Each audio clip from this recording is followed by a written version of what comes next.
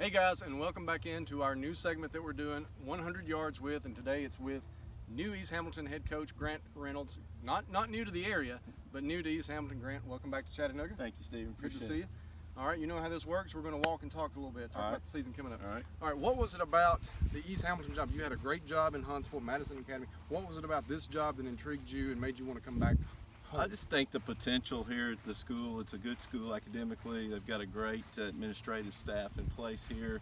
And the ability to draw in kids, it really sets up for you to be successful. Yeah, I mean, it's one of the newer, nicer schools, this and Signal Mountain in Hamilton County, that I know a lot of kids are really interested in coming here. Biggest difference, if you've noticed, you've been on the job now since what, February? Right, February. So from February to now, just a couple of months, so maybe not noticed a lot of things, but biggest difference, because you were the head coach at Boyd Buchanan before Madison Academy. Before that, you were an assistant coach at Boyd, so 20 plus years coaching in the private school. Now you're at a public school. Biggest differences you see, whether it's community support or anything like that? I think just having the community, is where you're in private school, you get kids from everywhere, basically. And here, this is a community school, and we want it to be a community school, and we're all about family and starting a tradition of East Hamilton family. And so I think the opportunity to have that community setting and people buy into what you're doing is neat. I think it's a really neat deal.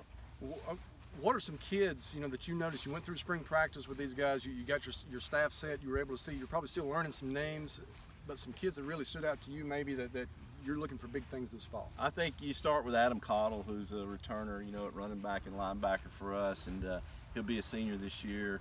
We have Blaine Savage, who played a lot last year.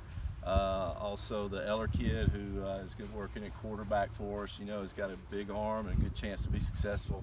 And then we got some linemen up front. We've got some guys up there that really have done a good job, and looking forward to having them play. That's where it all starts, is up front.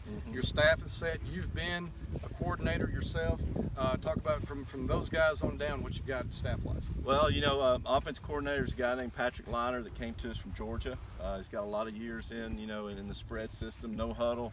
That's what we're going to be, up tempo, a lot of different plays, a lot of different formations. Really excited about him. And then J.D. Dunbar, who is our defense coordinator, been in Ottawa. He's over here at East Hamilton now, and really a guy that I feel like I could trust, that I gave the defense to, and he's going to do great things.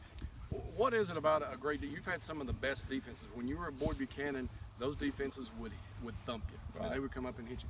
What, in your opinion, are some things that are like the key ingredients for you to have the top defenses that you had at Boyd Buchanan, bring those here? I think teaching them fundamentals, not allowing them to think too much, because when teenage kids start thinking a lot, bad things happen, on the football field. So just teaching them fundamentals and playing fast, being really fast, because Boyd Buchanan, we didn't have really big guys, but they were fast to the ball. Just react quick. Yeah, react quick, and that's what we want here.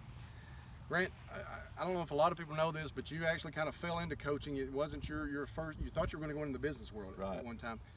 What do you, when you look back on it now and your career path, what are you most proud of that coaching has allowed you, whether it be affecting so many young people's lives? Yeah. What is it that you feel like you were called to do this? It's relationships, that I've made with guys like you, the media, other coaches, and then the kids. And I'm seeing kids now that I coach that are having kids of their own, and I'm seeing kids that I coach that are doctors and lawyers, and that's pretty cool. They're successful.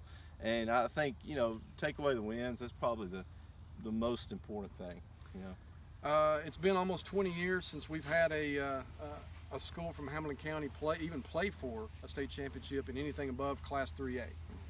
You guys are one of the largest schools. What does it take to build and get to that point where you can compete with those, the mid-state schools and the ones in Upper East Tennessee that are so dominant every year? I think expectations here.